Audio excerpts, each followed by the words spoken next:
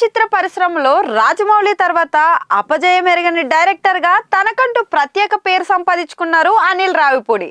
తన నుంచి ఇప్పటి వరకు 8 సినిమాలు అయితే వచ్చాయి. మొదటి సినిమా పటాస్ నుంచి రీసెంట్గా వచ్చిన సంక్రాంతికి వస్తున్నాం సినిమాల వరకు కూడా ప్రతి సినిమా నిర్మాతలకు కాసుల వర్షం కురిపించినవే.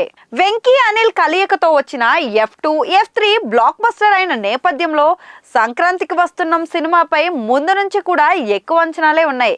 అయితే అంచనాలకు ఏ మాత్రం తగ్గకుండా ఈ సినిమా 10 రోజుల్లో 230 కోట్ల గ్రాస్ కలెక్షన్లు అయితే అందుకుని ఇప్పటికీ బాక్స్ ఆఫీస్ వద్ద కలెక్షన్ల వర్షం అయితే కురిపిస్తోంది.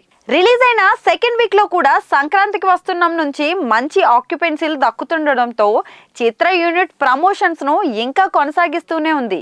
ఈ నేపథ్యంలోనే భీమవరంలో సంక్రాంతికి వస్తున్నాం బ్లాక్ బస్టర్ సంబరం పేరిట ఈవెంట్ ను కూడా నిర్వహించారు.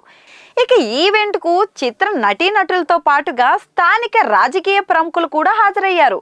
భారీ ఎత్తున జనాలు హాజరైన ఈ వేడుకలో డైరెక్టర్ అనిల్ రావిపూడి మాట్లాడుతూ సంక్రాంతికి వస్తున్నాం సినిమాను ఇంత భారీ హిట్ చేసినందుకు సంతోషాన్ని వ్యక్తం చేస్తూ ప్రతి ఒక్కరికి ధన్యవాదాలు అయితే తెలిపారు. ఇక ఈ సినిమా సక్సెస్ తో తన తర్వాత సినిమాల విషయంలో టెన్షన్ పెరుగుతుందన్నారు. ఇక తన సినిమాలు అన్ని చోట్ల కూడా బాగా ఆడితే గోదావరి జిల్లాల్లో ఇంకాస్త బాగా ఆడతాయని ఈ సందర్భంగా అయితే చెప్పుకొచ్చారు. ప్రపంచంలో సంతోషంగా సరదాగా ఉండే వాళ్ళంతా కూడా గోదావరి జిల్లాల్లోనే ఉంటారని, గోదావరిలోంటేనే మర్యాదకు మారుపేరు అని చెప్పారు. ఈ క్రమంలో ఆడియన్స్ నుంచి ప్రభాస్తో సినిమా ఎప్పుడనే ప్రశ్న అనిల్కి ఎదురవగా నేను కూడా దానికోసమే ఎదురు చూస్తున్నానని, మీరంతా గట్టిగా అనుకుంటే అయిపోతుందని అనిల్ రావిపూడి అయితే తెలిపారు. మరి ప్రభాస్ను డైరెక్ట్ చేయాలని అనిల్ చూస్తున్న ఎదురుచూపులకు ఎప్పుడు తెరపడుతుందో చూడాలి.